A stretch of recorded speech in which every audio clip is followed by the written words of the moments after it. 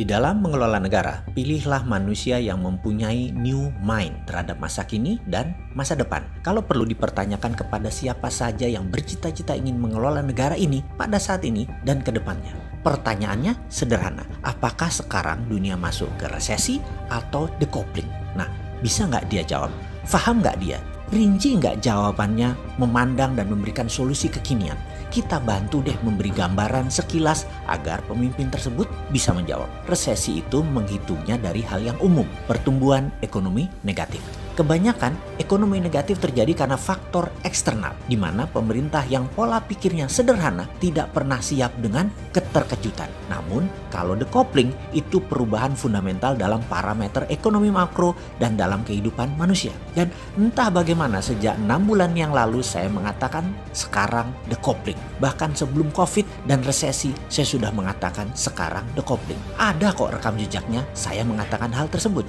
Karena pendapat bahwa dunia decoupling atau bahasa sederhananya adalah keterputusan dengan masa lalu. Maka kelolaan organisasi harus berubah. Untuk hal ini sejak 1 tahun yang lalu organisasi kami sudah bergeser ke arah digital secara murni. Yang mana semua dibangun sejak 2018. Efek decoupling tambah COVID, tambah resesi, tambah perang Tiongkok Amerika. Ini seru, ini peluang. Sebelum kita bahas peluang, kita bahas lebih dalam tentang decoupling. Saat ini ada 20% pekerjaan jenis baru yang 10 tahun yang lalu tidak ada. Misalnya profesi Chief Content Creator, jenis pekerjaan digital marketing. Itu macam-macam profesi yang 10 tahun yang lalu belum ada. Lah sosmed juga belum ada kok 10 tahun yang lalu. Masih belum semasif sekarang. Sungguh banyak profesi yang baru muncul bahkan di 3 tahun ini, misalnya yang namanya graphics designer. Dulu kerjanya hanya di dunia percetakan, di dunia media. Mendadak dunia cetakan berkurang jauh, bergeserlah mereka ke sosial media. Kebutuhan mendadak meningkat menjadi 1000% setiap tahunnya sejak 3 tahun terakhir ini. Profesinya ada sejak lama, namun mendadak menjadi kebutuhan utama. Itu siapa yang kira? Di masa depan, di tahun 2030 ke sana, diperkirakan ada 60% bidang usaha dan profesi baru yang saat ini belum ada modelnya. Belum tahu apa itu barangnya. Sehingga profesi dan bidang yang saat ini ada, 10 tahun ke depan, 60%-nya bisa hilang atau less needed, kurang dibutuhkan. Semua ini karena kehadiran digital yang terus merubah bentuk ekonomi, sosial, dan budaya sebuah negara dan dunia. Bank akan jadi digital, di mana profesi teller hilang dalam 5 tahun ke depan. Cabang bank akan tutup besar-besaran dalam 5 tahun ke depan.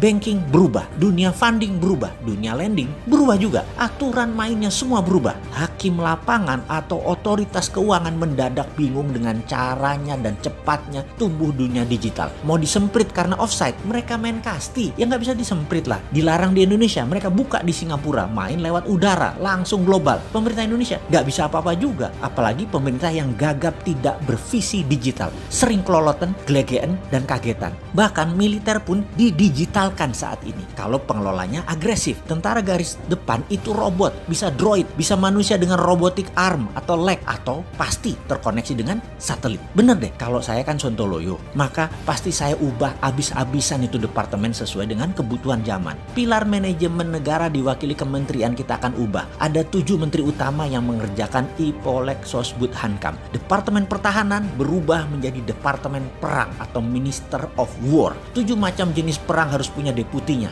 Military warfare, digital data informational warfare, economic warfare, biological warfare, dan lain sebagainya. Juga untuk Indonesia mendapatkan pemimpin terbaik, juga rapih tata kelola negaranya. Akan ada lagi yang namanya Dewan Pertimbangan Agung atau DPA. DPA adalah wakil dari para pemangku adat, ulama, dan trah Kasultanan, Keraton Nusantara. Kemudian juga akan hadir lagi fraksi TNI, Polri, dan ASN masuk DPR kembali, di mana suara di Komisi TNI, Polri, dan ASN masing-masing 5%. Semua wakil rakyat dari TNI, Polri, dan ASN adalah pejabat yang masih aktif yang bisa dipergilirkan setiap 1, 2, 3 tahun tergantung pimpinan mereka. Dalam pemilihan presiden, suara rakyat adalah 80%, suara DPR 10%, suara DPA 5%, suara MPR MPR 5%. DPR, MPR, DPA menyetujui GBHN garis besar haluan negara 100 tahun Indonesia, di mana setiap pemerintahan yang menjabat harus mempunyai cara untuk mencapai target tersebut atau nation interest tersebut. Misalnya, GBHN Indonesia Emas 100 tahun merdeka, yaitu di tahun 2045, yaitu 25 tahun dari sekarang. Indonesia memiliki kekuatan pendidikan nomor 3 besar, ekonomi nomor 2 besar dunia, teknologi 3 besar dunia, sistem kesehatan 3 besar dunia, kendali pangan nomor 1 terbesar di dunia, pertahanan keamanan nomor 3 terbesar di dunia, kendali informasi nomor 3 besar dunia, kendali sistem keuangan 3 besar dunia, kendali energi terbarukan dan baterai nomor 1 di dunia. Lalu dalam 75 tahun kemudian, hingga tahun 2120, Indonesia kendalikan sepertiga dunia secara pengaruh di bidang budaya, kesenian, keuangan, teknologi, kesehatan, informasi, dan menjadi pemimpin dalam mengeksplor kehidupan manusia di Mars. Mars menjadi the next frontier, di mana mineral tambang adalah sumber yang dapat membuat bumi menjadi bertahan dalam jangka panjang. Jarak 8 bulan saat ini perjalanan dari bumi ke Mars hanya 3 hari dalam teknologi yang dipimpin Indonesia di tahun 2120. Saat itu tambang mineral Mars mayoritasnya adalah milik Indonesia. Ini sontoloyo kan otaknya? Ya begitulah kalau mau menang bernegaranya. Jangan menarget yang tanggung-tanggung. Masa mimpi aja nggak berani? Emang mimpi dibaserin?